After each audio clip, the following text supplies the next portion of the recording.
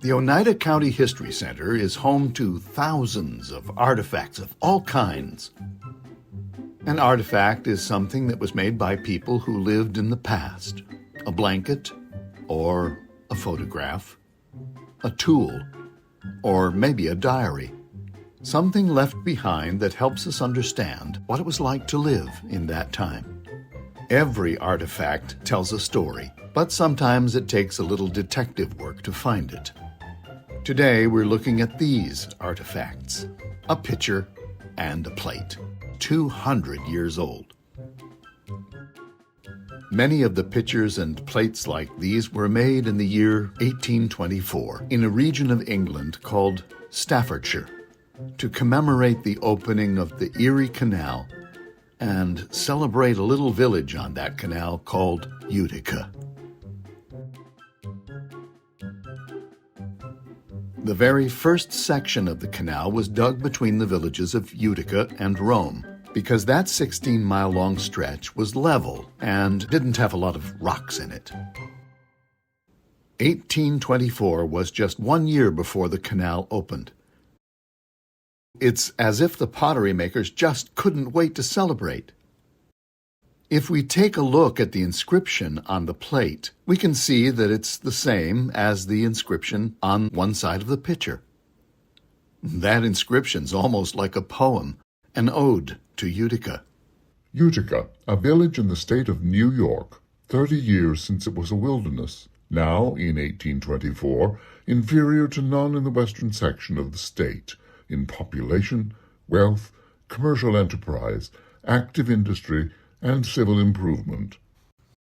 And the inscription on the other side praises the canal as an engineering wonder and the leadership of New York's governor, DeWitt Clinton, who helped make the canal a reality. The Grand Erie Canal, a splendid monument of the enterprise and resources of the state of New York, indebted for its early commencement and rapid completion to the active energies, preeminent talents, and enlightened policy of DeWitt Clinton, governor of the state. So why would a pitcher and plate commemorating these things be made not here in America, but by a pottery factory in England?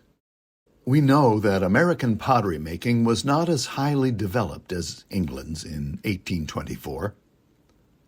American-made plates and pitchers were simple, practical, for everyday use, not decorative or fancy.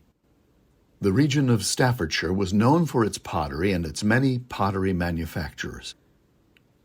In 1824, decorative Erie Canal pitchers and plates with their pictures and inscriptions were made there by one of the largest companies, Enoch Wood and Sons. Staffordshire had all the necessary resources for the production of elegant pottery. Clay, and lots of it, water from the River Trent, coal from the Staffordshire coal mines to heat the pottery ovens called kilns, lead from mines in the north and salt from mines in the south, both needed to make the pottery shiny. Staffordshire had a large, skilled workforce because generations of pottery craftsmen had passed on their knowledge to their children. Back in Utica, a company known as Field and Clark imported these beautiful pitchers and plates and gifted a set to Governor DeWitt Clinton. The governor even wrote a letter thanking these Utica importers that reads, "I had the pleasure to receive the elegant specimens of Staffordshire ware, manufactured at your request with devices and inscriptions relative to the prosperous state of our inland navigation and the rapid growth and flourishing condition of the village of Utica in which you reside." Now, many of these early commemorative pitchers and plates have a maker's mark stamped on the bottom. The early ones, the mark of Enoch Wood and Sons, Staffordshire. But when we turn ours over and look for a mark, none. No maker's mark. Why is that?